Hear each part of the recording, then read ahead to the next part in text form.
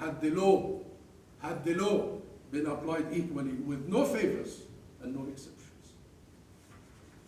The broader message is this, my friends. International law must not merely be a tool wielded at the convenience of the powerful for the benefit of their friends.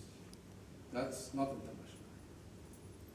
Because that is the example the world has set in Palestine, where the international community has failed to honor its own rules and resolutions and is guilty of gross and staggering double standards. There is rage, I have to say, there is rage in Palestine among the Palestinian public. Of course, they want to see the full force of application of international law, but the selectivity of that is really causing outrage. It is time, therefore, my friends, for the world's approach to Israel to change.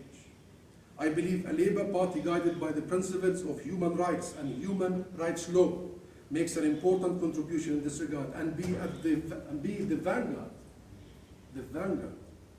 of renewed and effective efforts to resolve the Palestine issue and bring about genuine and real peace in the Middle East. This has to start with equality before the law approach. The approach has to be we are all equal before the law. That way alone lies hope, my friends, when we are all treated equally before the law. That way lies hope for progress towards a peaceful resolution of the Palestine issue and an end to the suffering of the Palestinian people, left languishing in refugee camps in stateless limbo and in the agony of military occupation for 3/4 of a century.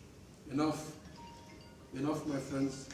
It is in times of crisis like this we get the measure of people, of individuals, and as well of nations. We get the measure of ourselves. It is these moments.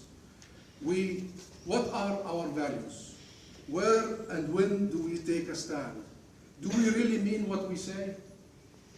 There is a whole plethora of international measures that can be applied and that will increase the pressure to end the expansionism and the subjugation.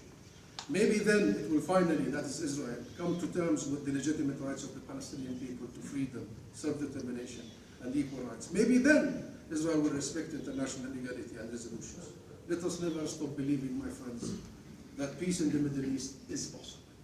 Peace in the Middle East is possible. This isn't a zero-sum game. There is a win-win.